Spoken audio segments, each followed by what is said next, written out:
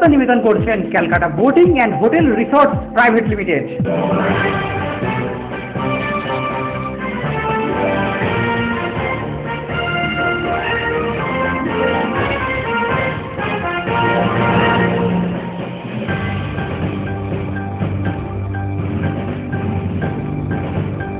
নমস্কার, আপনারা দেখছেন খবর কলকাতা। আমি অঙ্কিতা। বিস্তারিত খবরে যাবো, কিন্তু তার আগে দেখে নেবো এই মুহূর্তের হেডলাইন।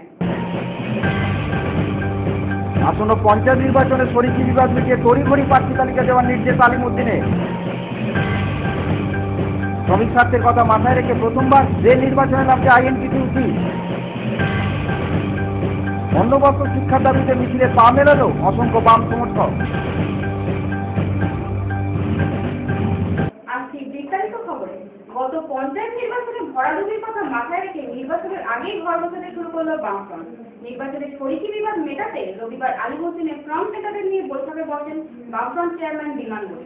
বৈঠক শেষে তিনি সাংবাদিক সম্মেলনে বলেন, 17টি জেলা এখনো তাদের প্রার্থী তালিকা জমা দেয়নি। তাদেরকে আগামী 23শে মার্চ প্রার্থী তালিকা জমা দেওয়ার নির্দেশও দেন তিনি।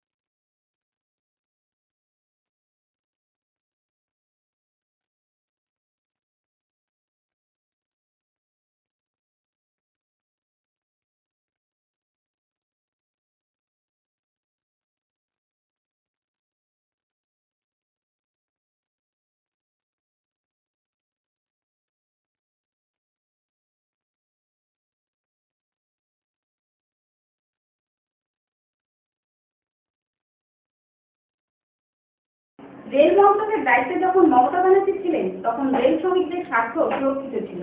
কিন্তু এই সময় দাঁড়িয়ে শ্রমিক কর্মচারীদের জীবন জীবিকা অনিশ্চয়তার মুখে দাঁড়িয়েছে। এই অবস্থার পরিবর্তন চেয়ে প্রথমবার রেল ইউনিয়ন নির্বাচন লড়বে বলেছে আইএনটিটিউসি সমর্থিত রেল সংগঠনগুলি। আগামী 25, 26, 27 এপ্রিল এই নির্বাচন অনুষ্ঠিত হবে ইউনিয়নে। স্বীকৃতি পেতে ন্যূনতম 20% সমর্থন প্রয়োজন। সোমবার তৃণমূল ভবনে সাংবাদিক সম্মেলনে নির্বাচন লড়ার কথা ঘোষণা করেন আইএনটিটিউসির কার্যকরী সভাপতি তমনাথ ঘোষ। উপস্থিত ছিলেন শ্রমিক নেতা শোভনদেব চট্টোপাধ্যায়, আইএনটিটিউসির সভাপতি সর্বভারতীয় সম্পাদক প্রদীপ ব্যানার্জি সহ অন্যান্যরা।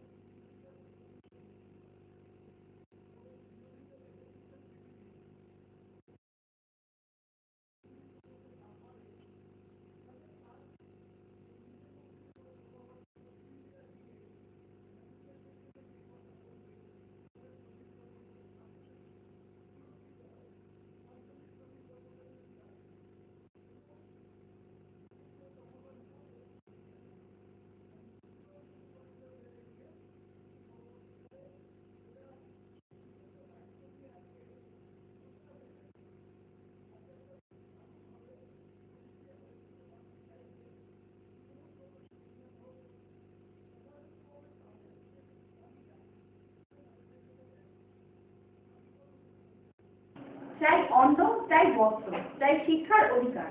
এইরকম একগুচ্ছ দাবি নিয়ে পথে নামলো বামফ্রন্টের কলকাতা জেলা কমিটি। মঙ্গলবার রানী রাসমণি থেকে একটি মিছিল হাজরা মোড় পর্যন্ত যায় এবং মিছিলে পা মিলিয়েছিলেন প্রায় 50,000 সমর্থক। যত দিন যাচ্ছে বিরোধী পক্ষ তাদের দাবিতে কঠোর থেকে কঠোরতর হচ্ছে, আর সেই দাবি নিয়ে মঙ্গলবার রানী রাসমণি থেকে হাজরা মোড় পর্যন্ত একটি পদযাত্রার আয়োজন করে কলকাতা জেলা কমিটি। এদিনের পদযাত্রায় প্রায় 50,000 সমর্থক পা মেলায়। তাদের দাবি অন্য থেকে শিক্ষা, যা মানুষের নিত্য প্রয়োজনীয়, এমনকি ধর্ষণ, যা কিনা সমাজকে অবনতির পথ দেখায়, সব বিষয়ে সঠিকভাবে আলোকপাত করতে হবে সরকারকে। আর এই পদযাত্রা পঞ্চায়েত নির্বাচনের আগে অনেকটাই জনসমর্থন ফিরে পাবে বলে আশাবাদী বামফ্রন্ট। এদিন মিছিলে অংশগ্রহণ করে রঘুনাথ কুশারি, মানব মুখোপাধ্যায় সহ আরো অনেকে। মানব মুখোপাধ্যায় বলেন, 11,000 কিলোমিটার অতিক্রম করে আজকে দিল্লিতে পৌঁছেছে আমাদের সর্বভারতীয় যাত্রা। ঠিক এরপর থেকেই যাত্রা শুরু হয়েছিল, আর যাত্রা শেষ হয়েছে দিল্লিতে। দিল্লির সেই যাত্রা শেষ হওয়া উপলক্ষে আমরা কলকাতায় সিপিআইএমের কর্মী সমর্থকরা আজকে এই যাত্রায় মিলিত। যাত্রা 11,000 কিলোমিটার অতিক্রম করেছে। আজকের মিছিল হাজরা মোড় পর্যন্ত যায়। দলবিরোধী নীতি, এটা নিয়ে আপনার কি মনে হয়? তার বিরুদ্ধেই তো গোটা দেশ জুড়ে প্রচারের জন্য আমরা এই যাত্রার কর্মসূচি নিয়েছি। তবে একথা বলা বাহুল্য যে বিরোধী পক্ষ তাদের দাবি ছিনিয়ে নিতে মরিয়া সরকার পক্ষের থেকে। ক্যামেরায় শেখ সায়েন্সার সঙ্গে সুশোভনের রিপোর্ট, খবর কলকাতা। ছোট্ট একটা বিরতির সঙ্গে থাকুন। কলকাতায় এসেছেন কিন্তু ভাবছেন কোথায় থাকবেন, কোথায় বা পাবেন একটু ভালো পরিষেবা। আর চিন্তা কিসের, আপনাকে ভালো পরিষেবা দেওয়ার জন্য সেজে উঠেছে হোটেল এমিরেটস। মনের মতো পরিষেবা, ঘা চকচকে সুসজ্জিত এসি ঘরে পাবেন 24 ঘন্টা রুম সার্ভিস। নিশ্চিত নিরাপত্তা ও সাধ্যের মধ্যে থাকতে হলে আজই যোগাযোগ করে চলে আসুন হোটেল এমিরেটসে। ঠিকানা 11/1 doctor Mohammad Ishaq road, near Kyd street, Sony building এর বিপরীতে। ফোন 033-2217-8487, 9831621481 অথবা 9831439585। আপনারা আমাদের সাথে ফ্যাক্স এবং ইমেল আইডিতেও যোগাযোগ করতে পারেন। Fax 913322405623, email hotelemirates@gmail.com। আপনার বাড়ি বা ফ্ল্যাটের খোঁজ দেব আমরা, তাই দেরি না করে আজই আসুন এমবি রিয়েলটরসে। যোগাযোগ করুন 033655000958 এই নাম্বারে। কলকাতায় এসেছেন কিন্তু ভাবছেন কোথায় থাকবেন, কোথায় বা পাবেন একটু ভালো পরিষেবা। আর চিন্তা কিসের, আপনাকে ভালো পরিষেবা দেওয়ার জন্য সেজে উঠেছে হোটেল এমিরেটস। মনের মতো পরিষেবা, ঘা চকচকে সুসজ্জিত এসি ঘরে পাবেন 24 ঘন্টা রুম সার্ভিস। নিশ্চিত নিরাপত্তা ও সাধ্যের মধ্যে থাকতে হলে আজই যোগাযোগ করে চলে আসুন হোটেল এমিরেটসে। ঠিকানা 11/1 doctor Mohammad Ishaq road, near Kyd street, Sony building এর বিপরীতে। ফোন 033-2217-8487, 9831621481 অথবা 9831439585।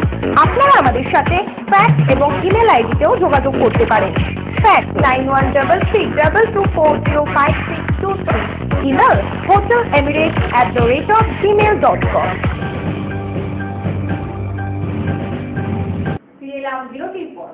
শনিবার মহেশতলা বস্তির অগ্নিকাণ্ডের ঘটনায় চক্রান্তের অভিযোগ করলেন বামফ্রন্ট চেয়ারম্যান বিমান বসু। রবিবার আলিমুদ্দিনে শরিক দলগুলিকে নিয়ে বৈঠকের পর সাংবাদিকদের মুখোমুখি হয়ে এমনই দাবি করেন। পাশাপাশি বস্তির অগ্নিকাণ্ডকে ছোট ঘটনা বলে এড়িয়ে যাচ্ছে সরকার।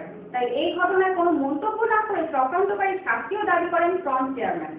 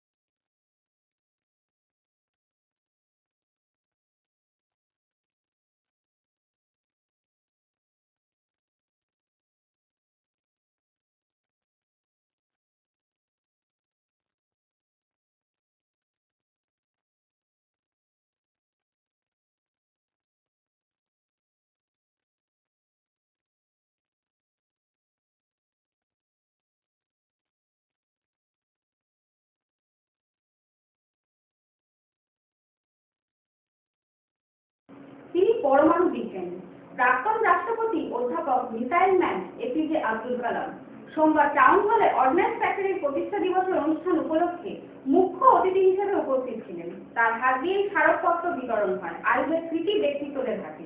অনুষ্ঠানে সৃজনশীল নৃত্য প্রদর্শন অন্য মাত্রায় মেলায়।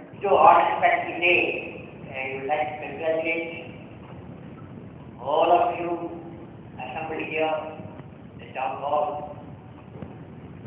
and also all the members in 41 ordinance factories, 95,000 people total you have.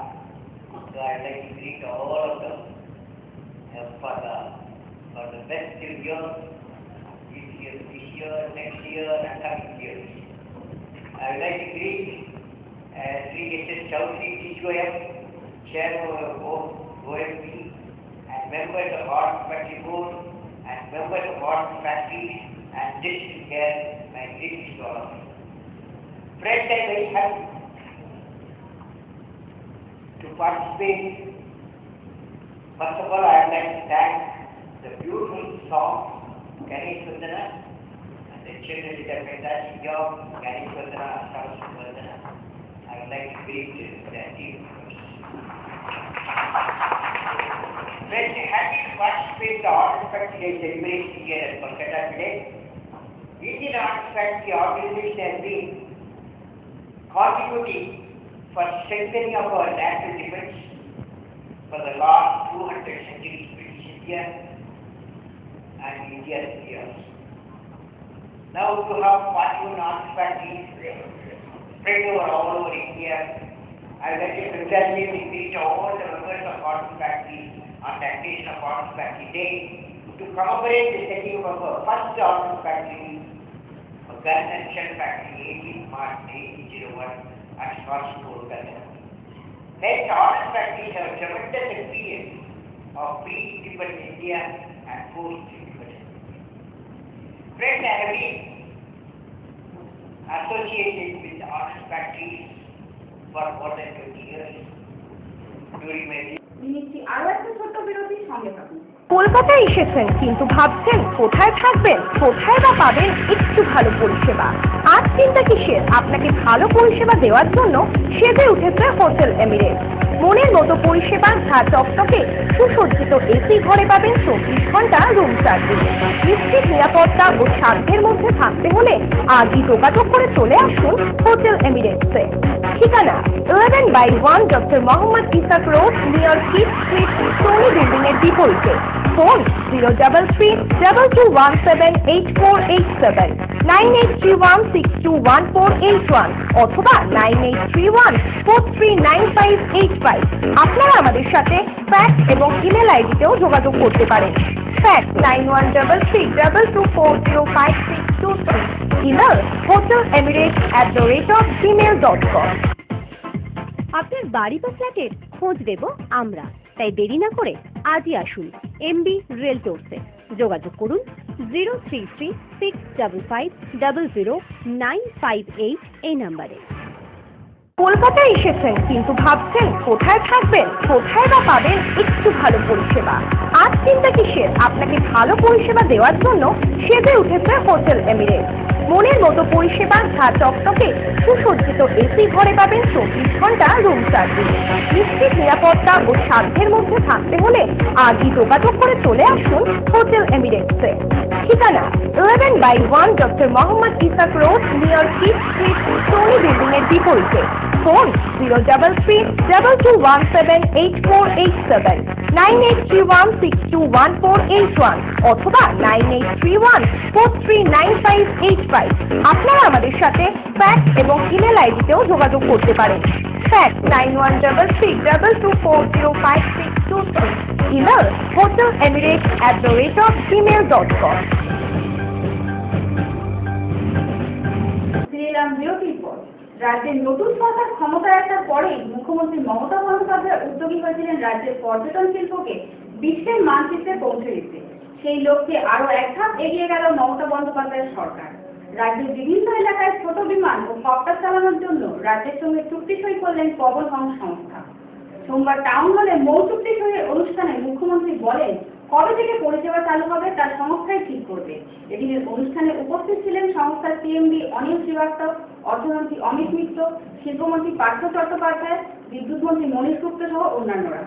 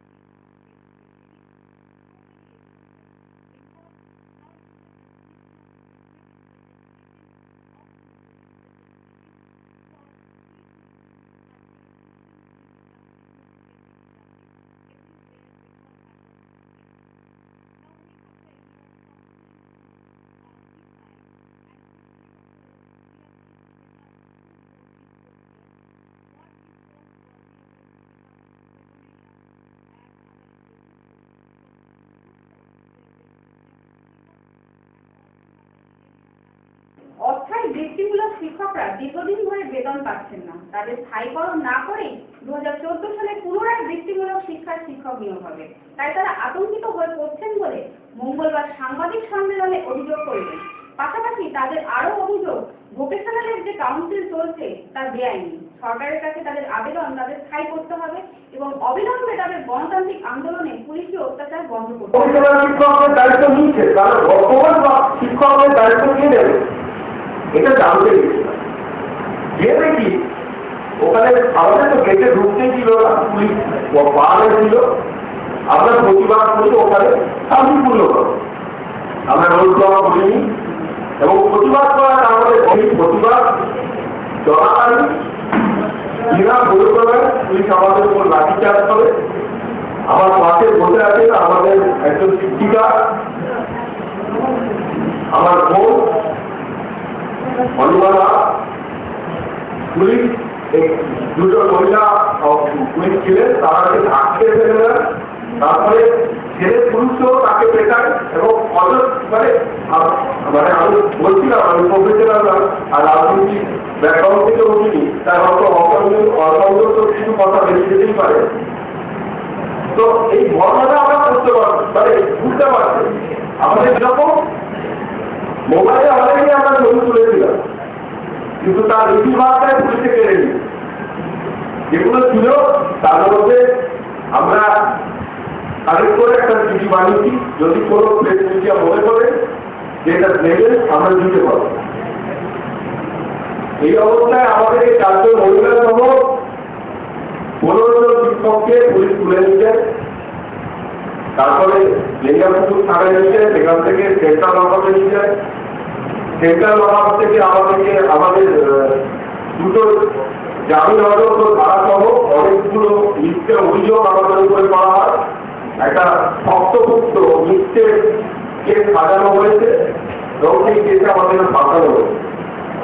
এবার একটা সিম্পল প্রশ্ন আসতেই পারে যে আমরা এমন যে আমাদের মিথ্যে কেস আমরাই ছিল যারা সত্যটাকে বলেছে। কি সত্য?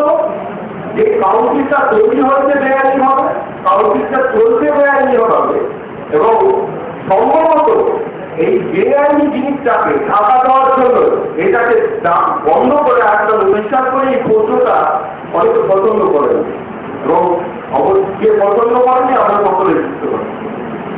এই অবস্থা আমি যেটা বলছিলাম, তারপরে সেন্ট্রাল লকআপ থেকে সাংবাদিক সম্মেলনে উপস্থিত ছিলেন ভোকেশনাল এডুকেশন ফোরামের সভাপতি সভাপতি অরূপ কুমার মণ্ডল, এপিডিআরের সম্পাদক বিরাজ সেনগুপ্ত, সিপিডিআরের বরুণ দাসগুপ্ত সহ অন্যান্যরা। খবর কলকাতা এখনকার মতো এই পর্যন্ত। দেখা হবে পরবর্তী বুলেটিনে। নমস্কার।